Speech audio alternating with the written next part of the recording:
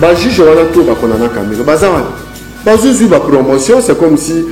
une mission accomplie parce que ba dossier ya ba yuma ezali ba dossier ya ba kimbuti ezali ya ba 60 millions donc mutunyo sa kosambisa bango ba kofina na kaka kuna lelo bilan ekoma kaka soko lobi état de droit à caméra aux arrêts état de droit à caméra condamné. Sur internet, fidèles téléspectateurs, toujours encore une fois de plus, toujours honoré à recevoir un plateau na bino ya Zoom Congo Plus. Ou azali jeune maza ko s'intéresser na politique et le monde ne te reçoit na mai o etali actualité ya mboka na biso na politique. Donc otika yemo ka se présenter boye ba yeso ka zali nani. Mbote mwana mboka. Mbote madame la journaliste. Nandimi te santé zali malamu. En tout cas na ngolo ya Nzambe ezali malamu. Soki ko se présenter na ba téléspectateurs na biso ba yeba yo zali nani osala kani na vie avant to kota na ben sujet na biso lelo.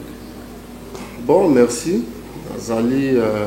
comme on a dit, Joseph Ahamba, Zali jeune, donc la bilingue nyonso. Kasi moi pour que ce n'est zali que na landela ka politique moi de près, pour mboka na biso moi ba kokoso zali kasi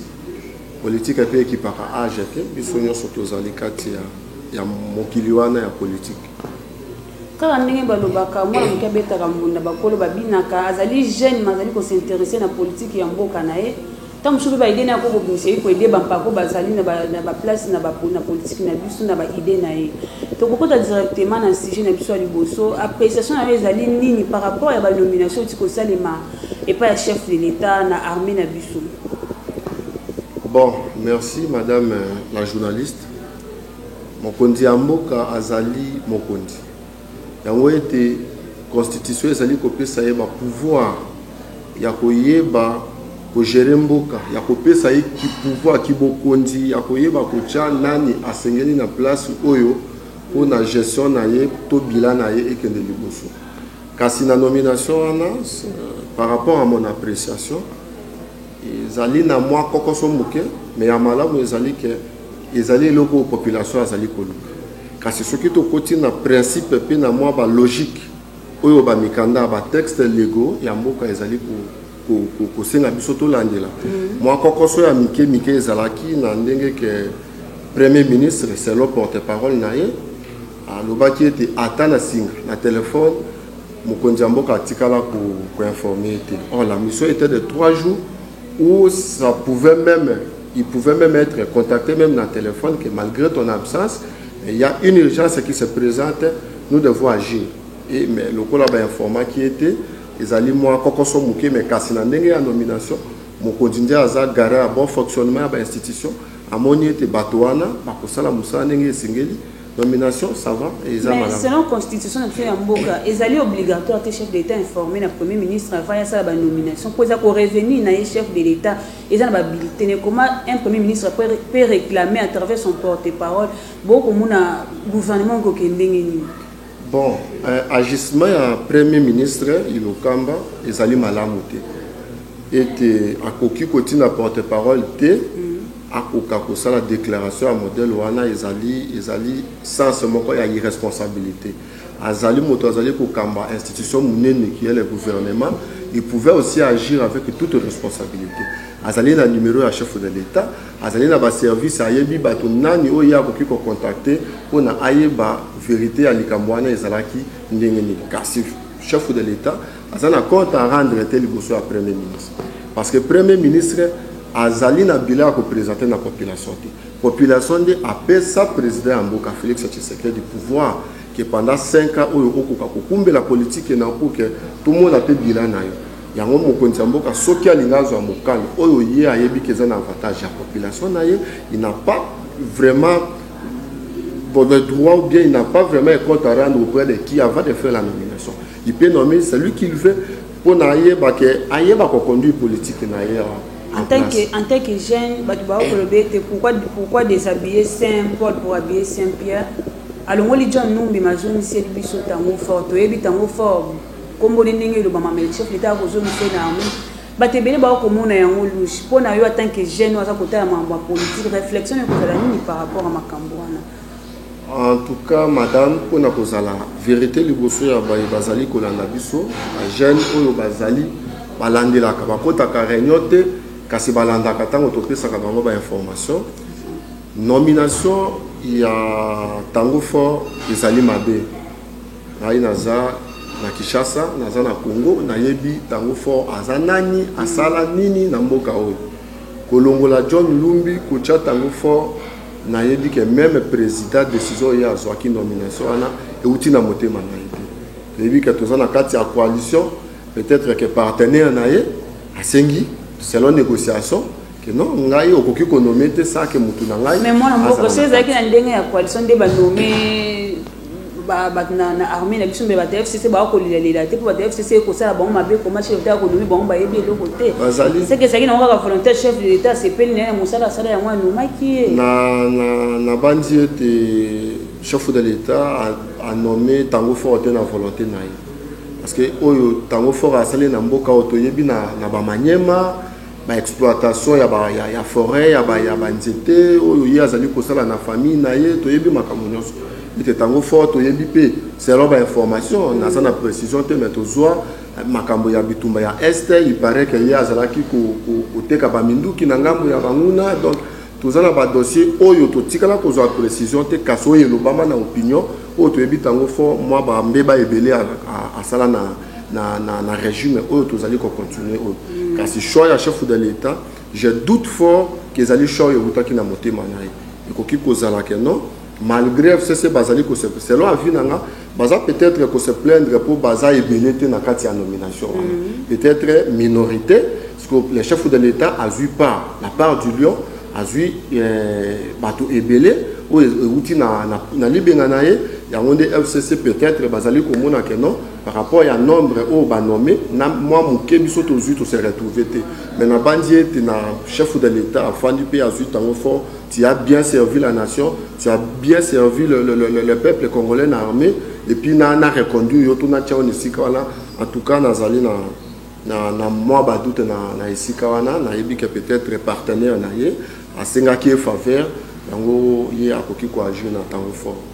kaka na mambo etali politique totalaki procès ya Vital mwana mboka Vital Kamerhe biso tolandaki wana télévision tie kendeke te ba condamné na 20 ans de prison ta détournaki mbongo ya l'état mais na ba nomination toyo comment était chef de l'état jusqu'à ka ba juge ba na procès ya mwana mboka Vital Kamerhe a nommé ba moi tie on a cour constitutionnel o atie na Gombe to ko eba te to pesa région na mbala mo ba ba ko bete sala charné mais que pas Vital Kamerhe des chef de l'état récompensé ba mo beto ko bandi na place wana en tout cas likambo ya mwana mboka Vital Kamerhe ekomi kopesa biso ba jeune pasi to sololaka mingi na ba jeune ebele na ba balabala ekomi kopesa pasi ete façon tozalaki kokanisa kende ko Kamerhe ayibi ebandaki na ba 470 quelques millions ekomi na ba 350 millions ti tozokita kasi lelo soki bato bakomi kososola ke eloko ezali ya malonga eza na kati te ça que par rapport à l'agissement il y a bandeko oyo basalaki coalition na ndeko Vital Kamerhe soki okanisi malamu na yebi ko zali journaliste ozali ko tuna ngai me makambo mususu yo moko ozana maîtrise ya makambo wana avant programme ya 100 jours ebim bandeko ya IDPS basalaka conclave na bango na centre ngana bakabona na ndeko Kamerhe wana ava ko Kamerhe a détourné Kamerhe asali boy mwana mboka bakendaka makambo parti na bango non mais zalaki na des résolutions et banaka madame Filo et banaka bango basala deux résolutions ça séparé avec l'FCC ça séparé avec Vital Kamerhe alors na ngambo ya Kamerhe ya INC bazalaki kotuna komituna bamituna eloko nini to sali bandeko na biso ko bakoka kosala bisangana bango baloba bakabala na babete mwana mboka Vital Kamerhe ya kosala makambo kolika président Félix ko signer mikanda mususu na à la contre ya président Félix comment qu'il roi vice-président nazo partager en vinayote parce que na yebi que Kamerhe mokonzi na ezalaka Félix ngai état que directeur de cabinet soki bachenga lelo na koki kosala lelo côté ça que mokonzi na ngai ba et puis nazo pesa rapport na nani o kolata lokola mokonzi na yo alati veste tabé pour tie ya blé on te comme le roi vice-président mwana mboka mais est-ce que Kamerhe ayaka kolata soki abengi Félix que Félix yo kolata elamba ya couleur nini ponga ipana cha couleur oya alati ba politique ezali non madame Filo ozali mutu ya mayele olandelaka politique de près comme de loin ayebi si au procès à mwana mboka Vital Kamerhe ezali juste te même yondeng ozawana oyebi kaka caméra ayiba même dans la rue ça se dit caméra ayibi détourna 60 millions. Non mais 60 millions la banque centrale nous dit 57 millions. Mais le conseiller chef de l'état matière économique, mais les conseillers ne gèrent pas l'argent. Les conseillers ne gèrent pas l'argent. Ne gèrent pas l'argent, madame soit président. Madame Philo, moi je suis économiste de formation. N'a évité ce qui n'a gestion à Mossolo. Entre un conseiller de chef de l'État et le gouverneur de la banque centrale, le ministère, parce que lorsqu'on voit la chaîne de dépenses, tout le monde a un ministère, il y a budget, ministère, il y a finance, la banque centrale, le paiement. Alors, il y a banque centrale. Il y a ministère, il y a budget, il y a finance. Il y a la maîtrise, il y a gestion à Mossolo. Pour les Camoninga entre les conseillers, pardon, il y a chef de l'État en matière, il y a économie, si c'est finance. Moi, je vous dis... Non, quelle intimité? Deo Gracias, il n'est pas de la province d'origine que Caméra. Province Atikala que gérer la caméra était tant au caméra Zalaka na PPRD à l'époque. Je ne crois pas que Deo Gracias a ébanaka na mokili la politique et je ne crois pas que intimité mon ko etikala kozala. Et puis Madame Filelo, il faut y aller journaliste. Là, nous avons porté-parole à Vital Cameroun. Nous avons communicateur, il y a eu UNCT. Mais le lien, makambo ezali kokendele. Ozali comme on a justice. Tolandi pe mo ba plateau ya mikili ya poto même en Afrique na koki koloba na Afrique 24 na landi plateau moko ya condamnation ya makambo ya Cameroun. Mais bazoloba les juges n'ont pas été à la hauteur. Il y a procès. Pourquoi? Parce que irrégularité, c'est là qui est un peu ébélé. Comme ma dossier, comme Cameroun lui-même avait dit que non, la messe a été déjà dite. C'est inutile. Parce que Nalandi, avocat, mon corps, na maire de Paris, azali avocat. Avocat, moi, je suis caméra au sein de mais baboyi à côté. Mais tout le monde non, mais tout le monde a bandeko, Congolais, Moussou, Bakendaka, Kosama, na dossier, Jacques Abé, Manalae. Alors, on a évité ceux qui moutent, ceux qui ont un droit international, ceux qui ont un droit pénal. Ayebi na yema kambo ya mibeko na peut permettre ba voler yaka mais ba voler c'est sûr yaka mutako kende ko senga visa ceux qui voler za nakate mais mama Philo sala mo analyse malem tala ndenge dossier ya Cameroun ke ba condamné Cameroun et après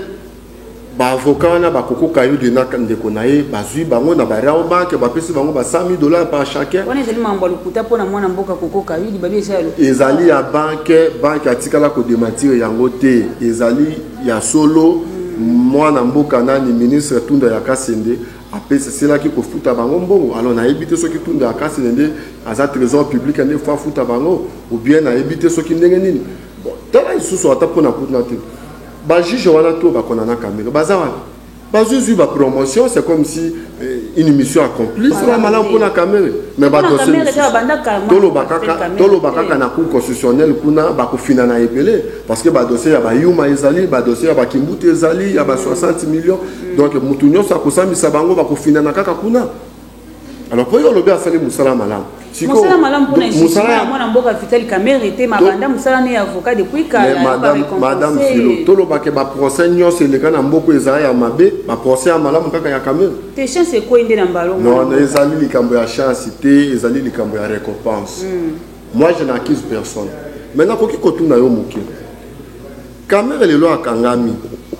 tozali komona te bandeko ya IDPS basala kinzira elongo na INC na Cameroun malgré Cameroun selon ndenge balobaka yibi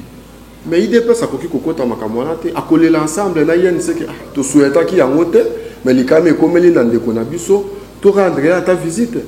pona nini bato ya IDPS nazali porte-parole ya INC te mais pona nini bato ya IDPS bazali kosepela na ndenge bakangi Cameroun lelo bilan ekomaka ka soko lobi état de droit à Cameroun aux arrêts état de droit à Cameroun condamné alors on a nini bato ya IDPS avec tout le courage bazali koloba makambo ya Cameroun ata mawa ke moninga peut-être boyebi que Cameroun a tekana ba mapango na il a vendu même ses avoirs pour na lelo Félix Akoma na lobité ke yinda chambongo ko le Cameroun a participé à la victoire na ndenge ya finance na ndenge pe ya maloba na ndenge pe ya bitumanyoso alors pour vous dire qu'en tout cas le dossier de Cameroun est flou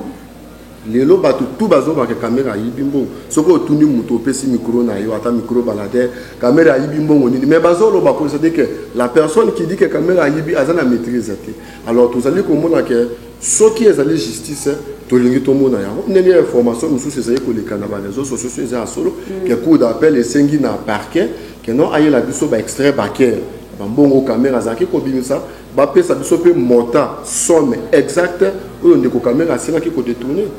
nalandi mpe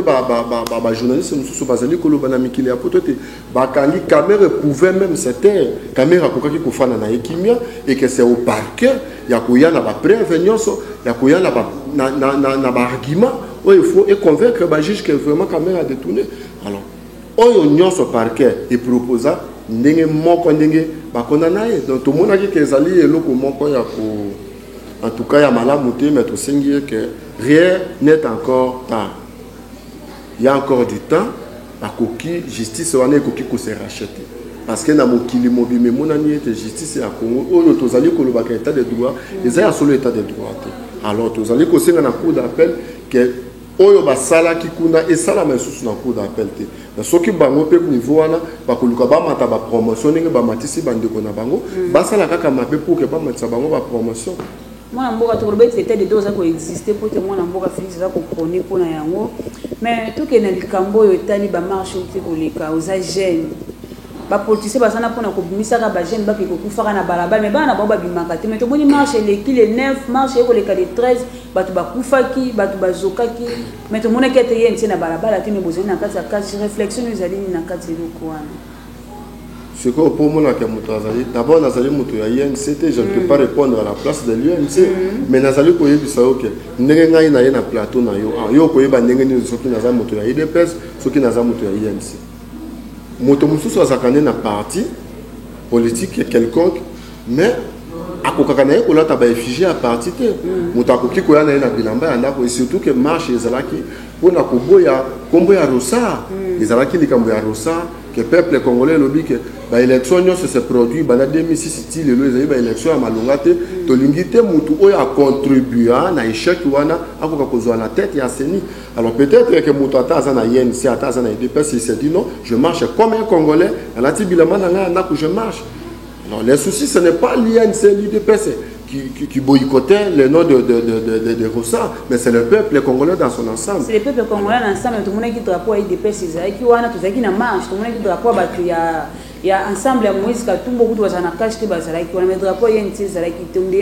moi ko kabona moi ko na INC ko ya malé mena IDPS. Te bokabwani na ebité ce qui bokabwani sali mais na yebi que ndenge to sola kana ba ndeko ya INC ndenge to sola kana ba bato ebele bazali na INC maman Safi Kandolo la fédérale en tout cas INC est allé à bon terme na IDPS mais comme dans toutes les familles du monde il y a toujours eu des couacs mais quand même Kobongisa si on met l'amour devant surtout que c'est la politique ce qui va tirer bolingo ya mboka liboso atiki moi ba sentiment na bango nani ayibi boye nani asali boye o kingani nde azaboye nani nde maboko pembe nani nde azaboye ce qui va longoli ba biloko wana ba ko marcher biloko na kosenga bango ba tia bolingo na mboka intérêt ya mboka liboso ke ko matiraillement to komi kolobela makambo ya 2023 au moment oyo to uti ko sala élection na to réussir oyo population ezali kozela régime oyo épée sa population et ça la population n'a pas mais les acteurs, les politiciens, ils ont déjà pour vendre la peau en 2023. Alors ils allaient à madame T, mais ils ont évité ce qui est na IDPS, parce qu'il y a pas de problème. Mais peut-être ils ont une guerre froide, quand ils ont mais publiquement, nous avons constaté que la guerre est allée. Mais sinon, s'il faut dire quelque chose,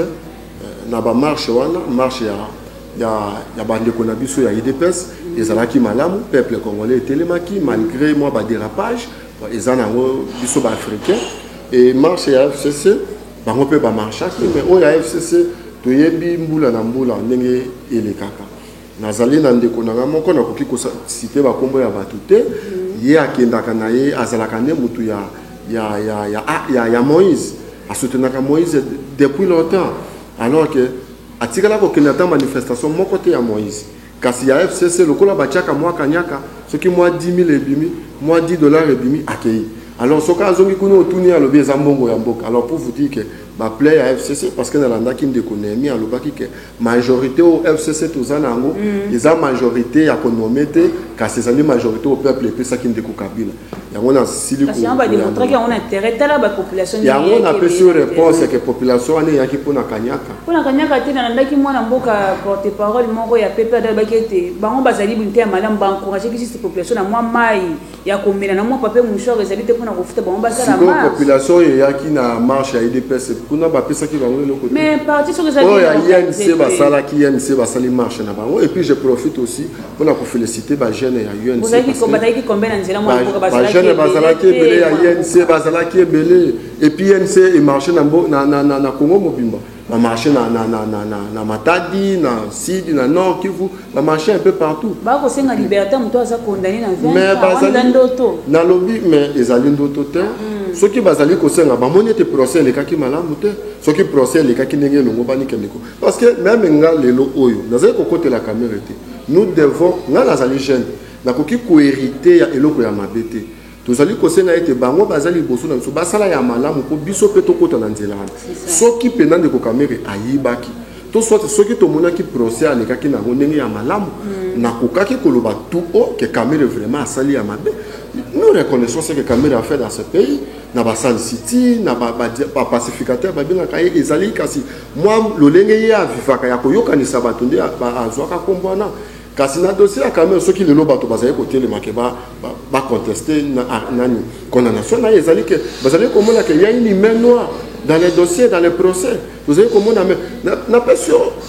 ndaki samuke ba avocat wana ba boyi bango ba piétiner sol congolais na lolenge bazali ba avocat Jean-Pierre Bemba ba avocat kili amon est-ce que Jean-Pierre Bemba na CPI azoka kaka ba avocat ya Hollande to azoka ya Belgique azoka ya Congo c'est-à-dire que avocat ils ont avocat monsieur bazalo kola ba médecin sans frontières ici ka ba kobenga mutu asala musala et la question était que ce avocat mudela il s'est longi procès mais il fallait quand même bâtir avocat à côté assemble ce qui est assemblée malongate va continuer quand on a ba condamnation na bango donc en tout cas le lenge ya ba marche wana ils allaient malamu kasi nazali mingi ko féliciter ma jeune ya INC na ndenge ke ba sali marche ici ka ba longwaki ti ici ka ba sukaki c'est l'information to zwaki ba o ba kamba ki marche ba pesi kaka information na jeunesse ba yebisi bango ete bozonga na bandako na ndenge ya kimia tolingi makelele ete bazongi pe accident moko te salami kasi ya bandeko mususu yo moko ozalaka na terrain oza journaliste d'investigation oyebi ndenge le kaka na terrain mais quand même INC en tout cas il faut que féliciter moi mboka Vital Kamera zali na makala de kwa kangae toko muna ba visite ko kende mwana mboka ni mimi nanya uti ko kende liboso na mama oliva ke kotala mama amida na ndako ezali ba te visite à réconfort to mwana mboka ni mimi nanya ke okoloba nini ba propos ya mwana mboka Frank Diongo ya tenaki par rapport à ba visite de mimi nanya pa ya mwana mboka Vital Kamera na prison ya makala ezali mutuna ya malamu madame Philo ngai na kenda kotala Frank Diongo na makala ngana zala na parti na ete ngana zala na parti na ete na kindaka na andeko moko to kindaka kotala ye na kindaka parce que na ebiete Frank Diongo azali ressortissant à 100 kourou azali goutete là bon ce n'est pas le tribalisme mais quand même ngai pe nazali ressortissant à 100 kourou na koki a tout le temps ko bana ko consulter bango na koki a tout le temps ko visiter mutu soki azali na likambo ete na kindaka kotala ndeko Frank Diongo na prison po azali ndeko na ngai na ndenge ya province cette unité là ndé sala kana ke kotala alors lelo nazali komona problème te soki ndeko Nehemi soki ndeko Marcelin Chisambu soki bandeko nyonso ya site Kivu bake kotala ndeko na bango après Kamera lobaka pona landaka ye mwa mingi nazalaka na parti na ete kasi na landaka mwa ba leader o ba inspiraka biso ba jeune surtout bazaka un peu trop scientifique Kamera lobaka mbala moko alobaka après la vie politique il y a une vie normale c'est-à-dire que la divergence politique est koki kozala to koki kosola politiquement mais ça na ndenge ya conflit na ndako te alors soki bato ya Sud Kivu parce que ba document moko pese ko circuler tous les élus et les sénateurs et les députés provinciaux et les députés nationaux ba signer document moko ke bazana pour ça ya liberté à Vital Kamere ezate ke bato ya INC mais bato ba signer na bato ya FCC na bato ya IDPS na ba union c'est-à-dire que tribalisme mwana mboka boko kotsa tribalisme non ezate tribalisme te bazali pour soutenir le leur ndeko na bango mwana na bango nayebite ngai nakenda kotala ndeko Frank Diongo nga nazala na parti na yete yakendaka na réconforter ye que non eza makambo bitumba ya politique ezalaka lolenge wana maintenant koloba na mwana mboka Frank Diongo oyo na respectaka na pesaka ye pe ba respect ebele tango caméra côté dialogue ya Kojo Frank Diongo azaki na ba problème et avec l'UDPS alobaka ete soki papa Etienne andemi ko négocier na ndeko Kabila na ko désavouer ya ko soumettre na ngate alors ti caméra côté dialogue ya Kojo Frank Diongo azaki susu ko lancer ba maloba moko ya mabe na à l'égard ya mwana mboka Vital Kamerhe mais tango Frank Diongo azaki problème na justice tango ba moura ba agressa kaye na akoki ko yebisa biso politicien nani oyo akende kotala Frank Diongo na hôpital izalaki na télé ndeko Kamerhe ne Frank Diongo auti kofinga ye pona dialogue ya Kojo kapesi Kabila babeki Kamerhe na kimotema na ye akekota akuti kutu na mama ya Frank Diongo libanda akoti na ye na salle d'urgence bakekotala ndeko Frank Diongo alors na ebité lelo Frank Diongo azoloba ndeko Kamerhe asala attention na ba visiteur na yebite mukolo na kendaka kotala ndeko Frank Diongo ayebisaka biso pasteur Mugalo oyo ya ancien chef ya maison civile ya ancien chef de l'état azalaka na prison à Makala mais na sepelaki na ngaki na saki ke koyaka lisusu awate po mutu wana azalaki na kati ya opposition te azaki côté ya majorité à l'époque ya Kabila mais pour la nini peut-être il y a sa politique et ba réalité ni c'est la politicien na cachot il a été nizera yango peut-être ayo ke linde ko na yema madame Filo mais il faut yebisa biso il y a outi Makala azali malamu tozali komona il faut abanda koyebisa biso ke naza na poison na nzoto et que nazolinga te ndeko Kamerhe poison wana pe zoye nde falo babongo mais wana ezali na bandi ete ndeko Frank Diongo akomi porte-parole ya président Félix et ngai nakoki j'assume nakoki koloba ete akomi pe parmi ba communicateurs ya cash parce que baba azali prophète le seul opposant totika ne ya mokolo azali résistant opposant nani babeli opposant c'est celui qui non celui qui s'oppose à l'action du gouvernement, il y a un régime en place. Mais il y a azali ko soutenir Félix, azali ko soutenir Félix, azali opposé sur ce je me rappelle tango G7 balongwaka batikaka ndeko Kabila Frank Diongo akutanaka na caméra à l'époque toyamba bandeko te toyebite soki Kabila nda utiliser bango po baya kopanza biso mais tango Moïse alongwe côté ya Kabila eloko nini esalaka ke mwana mboka Frank Diongo facilement s'allier na Moïse akena sima Moïse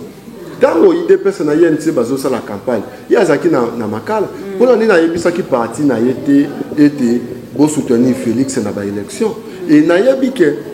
soki to kozala franc tango bakangi mwana mboka Frank Diongo okoki koyebisa nga moto ya IDPS uye moko Frank Diongo ayebisa biso moto ya IDPS oyo akendaka kotala ye na kati ya boloko to akendaka kotala ye na esika ye azaki kobela azaki bokoni moto moko te ya IDPS et moi d'ailleurs na réfléchissant loin que non peut-être IDPS va sacrifier parce que bakokaki kosala ndenge basala na table ronde na Lumumba que ban congolais bazalaka na négociation balobi to ko négocier te soki ndeko Lumumba akomi awate IDPS ce qui va reconnaître que moi na mboka Frank Diongo azalaka fruit ya IDPS bakokaka pe ko arrêter dialogue wana que non ba réclamer ba Roger Lumbala oyo afinga oyo akenda ko salina ba rebelle ya M23 ba pardonner azongi na mboka mais Frank Diongo oyo abunda na IDPS banakala IDPS etikala ko réclamer que non to ko négocier te na dialogue à Saint-Sylvestre sans que Frank Diongo soit libéré batikala ba sacrifier na dialogue wana na dialogue na basaki ba exilé ba prisonnier bon so que na kati longo temps ba ki ba prisonnier ba exilé et pour ce bana to ya IDPS ba ko kotala mwana mboka Frank Diongo na caché sengele te ba kene ba caméra ndenge ba musu basala ka ngoko non bongo nyoso nde fuile kaka na caméra mais yo ko ba ndenge ni so ba na kotala non mais oyo ya mama nani oyo ba visite beleza ya caméra te mais information et puis ça maka okoki ko boma nani eloko ya malamu te madame Filo lelo oyo ozana likama ndeko na ngai na sala na ye émission na ke kotala ndeko na ngai na mbeto ya l'hôpital na ke kotala esika problème ezui eza atana ke na caméra te mais na ko informer ndeko na ngai moko na ke na kotala journaliste Filo ye pa yebisi mutu na ye pa yebisi information pesami mais to tikala ko yoka atana ba soupçon te atana ba journaux te ke on ndeko moko ya IDPS akenda ki kota yango tozo vivre ngo pele lona ndeko Kamerhe IDPS ba bundi ensemble na Kamerhe soka azalaki mabe na est bazo sala campagne baye ko signaler bango ka nzela oyo zo ke na Félix ba ko boma bino liboso bazongi sami tuka bazonga baye ko zwanzila ya mai po ba koma na Bukavu. Donc on monique bazali bandeko oyo batamboli elongo ba kaboli ba affection ba affinité belé quand même ce qui moko azui le kama ata oza na solution à couper ça a été mais faut faire semblant ya kola que ça a été tous aller ensemble. Jusque là moi na mboka Félix c'est que il parle ba qui est voté les caméras ça inde ko ba jala ensemble mais c'est justice ndé et ça li musala na ngome na ina tuna na ba question te ba peki c'était mutu musala ke voter était bobeleka ka mwasi na ina ba avocat na et ça dit dire quoi. Kasi ngai nde fale na tuna ke mutu na wana atako yo batuna kayote ngai nde fona na ya no la yo kasi pona nini ba prisonnier nyonso bazali ko pekisa te il faut kaka kamera ne ba pekisa qui azali politicien moi ye mokonzi ya mboka akuta na kana bato ya FCC nyonso alingi ndeko na biso o bauti kolongola na Assemblée nationale ya Jean-Marc Kabund bauti akuta na kana bato ya FCC na tango nyonso webi ba video misusu eleka amati likolo ya punda bazobenda ye lokola mwana muke na punda oyo ndeko Azarias Robert alobaka que l'aisance de la politique de le pouvoir. Donc pour vous dire que non ndeko Kamere eza ba mesure o bazui wana ezali kola qui s'appelle le peuple biso ba jeune été bazali contre moi na mboka Vital Kamerhe parce que ba prisonnier baza ebele bato ba oyo ba soit disant ba boma Kabila le père azala kaka na kati kuna bato il faut ba suspecter makasi bazali na kati kuna o ba boma bato kasi ye oyo ba akize na mosolo oyo toyeba ka pe motate bazali ko pekisa bato ba kende kotala alors na yebite tango yo papa na mona kayo na voisin bosolola mais ngai mwana soki na lingina kende kuna yo zo pekisana il faut na mona ke papa nanga nande ko wana basolola ka te ponga soki na sololi na ye papa ko lobaka biso to solola kana bango te yo ke ikuna lolenge nini yokola ye mokonzi ya mboka akuta na kana bango lolenge nyonso asolola kana bango lolenge nyonso siko o Kamere soka solina bango esalini. Avant tout que je une question sur moi réflexion en tant que jeune, je me dis que na ngambo ya Brazzaville na sorti ya entretien na ena mwana mokonzi ya mboka station moso ya Brazzaville na kobimane batuni ete ce que les divorce ya coalition bete tous ali jeune démocratie mais na mon habilité ya kosala divorce en tant que jeune tout ça ko lela misala ko mona na te passer ko continuer ko koloba nini loko wana na ko répondre boye divorce ya FCC na cash peuple congolais bazali ko souhaiter mais ngai na lingaka kokota mingi na kati te ke bakabwana to bakabwana te na yebi ete le chef de l'État c'est lui qui signe pour ce pays, c'est lui qui a la signature officielle pour ce pays, ce n'est pas Kabila, c'est lui qui a le mandat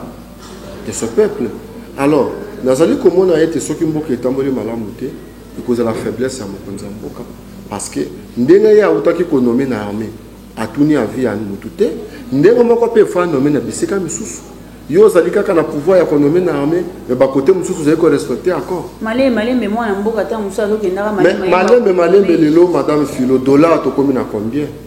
yo ko yebisa population bazali ko souffrir que malé lelo oyo dollar e komi soki na 21 ti mois ya août oyo esila to koma na 25 ti et puis nazali ko banga ete po nazali économiste nazali ko banga ete dollar na mboka oyo soki emati ekitaka te ata basali sembla ya kokita toko suka lisusu to ata 10 toko komate na uti ko pesa mibeko na mwana mboka premier ministre te batala ndenge ya kokitisa dollar en mboka na biso non est-ce que non, mais madame Philo gestion ya mosolo ezali gestion ya maloba te ça ne suffit pas ya koloba ete bokitisa pe bakitisi eza bongo te ezali ete monnaie locale et perdre valeur devant monnaie étrangère. La monnaie étrangère plutôt. Alors, tant que bazali koloba ete bakitisa, nani akokitisa. Parce que nous voyons que les dollars est devenu rare. Et maintenant, franc congolais est comme ebele. Alors, biso to zala kana budget les a extraverti. Biso to exploiter kate que to exploiter ba to mususu ba ko importer awa bateki to kotisa kate. Biso ne to zwa ka devise na biso to kei ko sumba libanda. Alors, il faut qu'on comprendre ba principe nyonso wana pour na koyeba ndenge ya kokitisa dollar ezalité que makambo ebele asila koloba aloba il faut tout ça là il faut guerre ici là na est il faut nani état-major général de la république et comme na est mais tikala ko koma te les gens qui ne moi mona mboka déjà il na ndambo ya pamba kasi yango nazali koyebisa yo ete oyo ya alobi ke dollar ekita ekokita lolenge wana te il faut musala il faut asala musala technique oyo ba expert ba économiste ba financier ya makasi ba sale musala ensemble na banque centrale pour que dollar ekoka kokita mais ça ne suffit pas seulement à koloba pour tout le monde balobi et nous ne voulons pas aux ezalaki na gestion ya régime ya liboso ya malobe belé mais le côté na terrain to lingite ka yepé a hérité le kwana et puis le président doit faire attention parce que IDPS ndeza mise en jeu pour ceux qui a réussi combat nyonso IDPS esali o balobaka ya 37 kokota na mai na ebite nani susu akoya su na label ya IDPS ke na postuler pe ba voter ba pesi aleka mokonzi na mboko population na paye pour moi était na volonté ya kosala mais ba partenaire ba ko coincer ba partenaire maintenant c'est que ba partenaire ba leki na makasi mais ba na majorité na assemblée nationale ba poste nyonso ba onde ba candidat yetango ya nommé ba a touché armée a tout qui assemblée nationale. Mais dans la constitution, les alliés qui na première position, garant de bon fonctionnement de l'institution. C'est-à-dire qu'à un certain moment, vous devez agir comme le président de la République. Parce que vous savez qu'après 5 ans, vous serez obligé de défendre le bilan, de présenter à la population. Vous avez un mandat à 5 ans, vous avez un salaki, vous avez un salaki, vous avez un quitté, parce que vous avez un sous 5 ans, vous avez achevé quand même moi idée, on a un projet, mais tant que la population va se retrouver. Vous avez habité.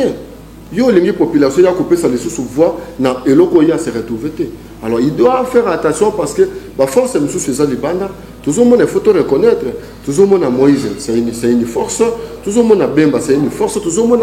Fayulu c'est une force on ne peut pas ignorer tout ça alors que ce qui est à gérer malamuté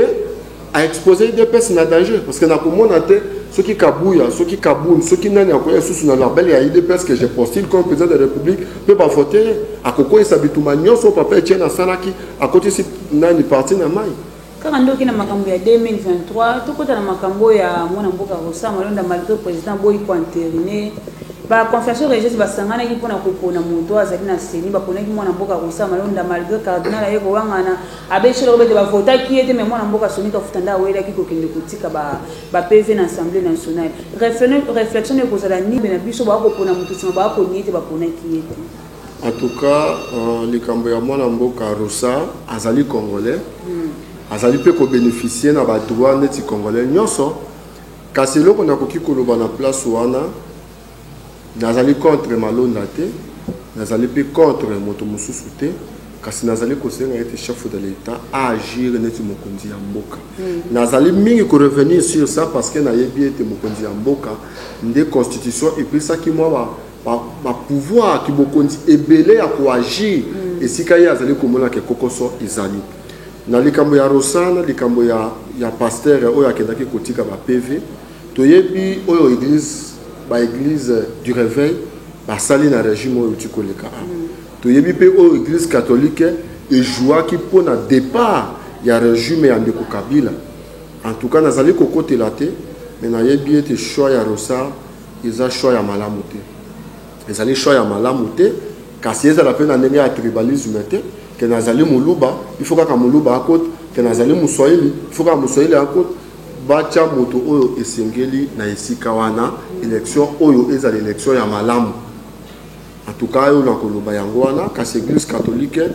nazala na ba réserve ya koloba pour na église catholique kasi nasengi ete base relier et bazala tout autour du chef de l'État pour que va trouver solution parce que la société civile na chef de l'État il faut pas trouver solution dans les Cambouana kasi choix ya Rosa ngai pe naza contre personnalité ya Rosa moi mboka to comme na suka ngezwa makantino ya suka na makambo tel 2023 iza kokusana kalata ya 2022 to tsika na 5 mois to kuma 2021 na États-Unis mwana mboka Donald Trump a déclaré que c'est impossible d'organiser une élection en mboka na ye mais vie économie na biso na pandémie o et ravagé mokimba surtout la misère organiser une élection en 2023 madame Philo je ne saurais pas donner le nom à un bébé qui n'est pas né n'est pas encore né mais la koloba été élection en 2023 constitution atikala ko prévoir que koya koza la période de moko boye ke mbongo ezangi tout ça l'élection. Dans l'esprit de la constitution, nous devons avoir les élections en 2023 après chaque 5 ans. Alors ngai état que démocrate dans ali kondima été élection et kozala. Car c'est ce qui est l'élection et kozala te pona komi koyoka dialogue to fanda to solola. Ce qui est l'élection et kozala te en tout cas kozala pas si mingi pona Congo parce que mais la constitution avait tout prévu. La constitution avait tout prévu. Moi et loko ya muke kota kanali benga pona baya ko bongisango baya ko sela ngo ba élection. Alors to kolingate IDPS oyo bazalaki na nzela pona ko sela élection na ta ya Kabila et même IDPS wana population, nous la jeunesse surtout avec beaucoup d'énergie, to ya sous kobima na balabala pona ko sela IDPS ba élection parce que dans ali ko la na ba IDPS bazali koloba été il faut tout qu'il y ait un recensement, il faut tout recenser, il faut alors, tous allez pousser la présidence de la République, c'est le moment, il y a mobiliser les recettes et la constitution prévoyant pour l'élection, tout l'ingité que nous avons tous de Kabila en 2016, tout y a comment ils sont en tout cas que vous allez à maintenant, peut-être un mot de la fin, la question qu'on a posée, tout ça, pour ça, pour le bâton qui gêne. État que jeune, on a lancé un message dans les jeunes. Moka oyo biso ne photos wa relève ya ba caméra ya ba Kabila ya ba tout ya minene ya ba Félix o ba gérer mboka kasi photos à la conscient. Nous devons être une jeunesse consciente. On ne peut pas faire la politique ya appartenance ya ba région na biso parce que naza mutete là et je dois soutenir Franck Diongo naza en tout cas le mot de la fin. Je tiens à remercier surtout la jeunesse. On a déjà conscience pour Namboka Oyo. Vous avez conscience à peine à Baye Moussous. Base de la conscience, pratique politique, il y a 10 francs, il y a 100 francs. Et tu as ligné Moutouté, mais aucun nakaka pour Nabambongo. Et Zaliko, Bissommo, quand vous allez couper, ça va venir. Maintenant, moi, Namboka, on dit que tu as dit que tu as plateau, na biso ya Zoom Congo plus. Fidèle téléspectateur, on dit que au moins tu as comme une souka ya émission, na biso zaki na moi Namboka, le bel biso na mayo etali politique. Et c'est lui qui se tenera ba jeune, ba jeune ba